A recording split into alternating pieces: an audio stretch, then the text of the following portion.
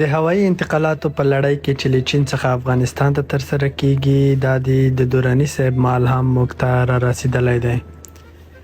زموږ د هوایي انتقالاتو ټیم لګیا دی ترڅو دغه کارتنونه آماده کړي ترڅو وکولی شو افغانستان ته په ټاکلي وخت ورسوو.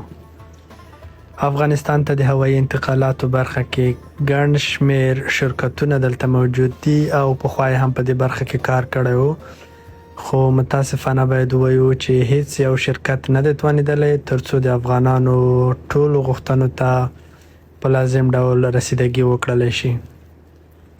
په دې برخه کې موږ د AI په مرسته اوس راوتلي یو. خدای دې وکړي چې وکولی شو دغه تشه موږ ډکه کړو او د ټولو هغو افغانانو اجناس چې غواړي د حوالې طریقې له چین څخه افغانستان ته انتقال کړي په ټاکلي وخت ورسوو. تاسو کولی شئ زموږ د سیستم شمارې سره مسیج وکړئ او خپل اړوند مشخصات مو موږ ته راواستوئ. زموږ کاري ټیم به تاسو سره تماس ونیسي.